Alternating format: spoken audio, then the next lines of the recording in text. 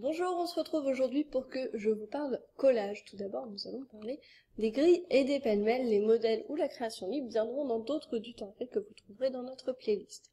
Les grilles et pêle-mêle, qu'est-ce donc? Les grilles, tout d'abord, ce sont des collages à nombre prédéfini de photos. Donc vous en avez de toutes sortes, c'est-à-dire voilà, vous avez des pêle-mêle comme ceci, vous avez des triptyques, vous avez des carrés, vous avez des rectangles, bref, vous avez beaucoup de choix avec des fonds, sans fond, avec le fusion, bref, il y a du choix.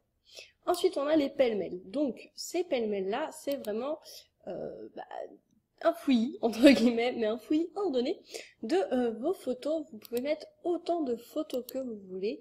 Les pêle-mêle s'ajusteront toujours à la quantité de photos que vous en avez choisi. C'est-à-dire que, par exemple, le pêle-mêle puzzle que vous voyez ici, que vous mettiez 4 ou 10 photos, vous aurez toujours un pêle-mêle de puzzle.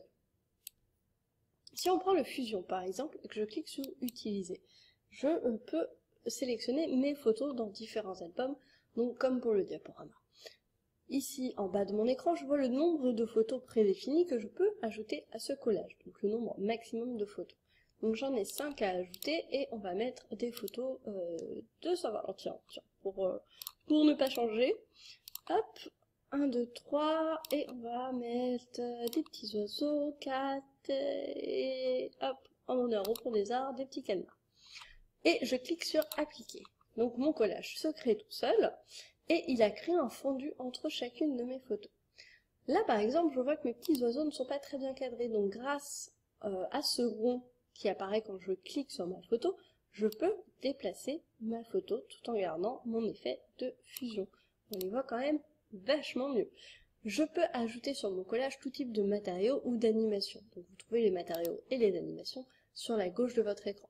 Les matériaux, ce sont des petits stickers, comme vous le voyez ici par exemple. Tiens, comme j'ai mis des oiseaux, on va mettre un petit papillon.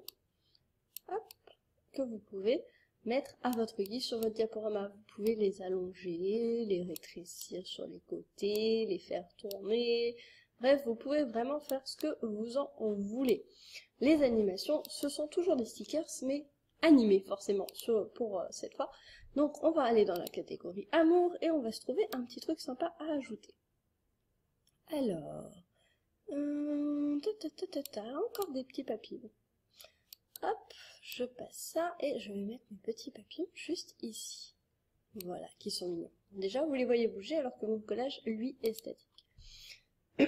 Vous avez ici un aperçu du collage une fois statique avec une petite animation. Avec la barre d'animation disponible en bas de votre écran, vous pouvez animer votre collage. Donc, avec les options d'animation disponibles sur vos photos, donc le premier logo ici quand vous cliquez, si vous voulez les animer manuellement, donc rajouter des trajectoires ou des effets. Si vous voulez que ça se fasse automatiquement, vous pouvez ajouter le bouton animation magique qui est juste ici. Là, un scénario aléatoire, union fondue, etc. Plusieurs scénarios vous sont proposés. Comme mon diaporama s'appelle Fusion, je vais mettre un petit scénario de fondu.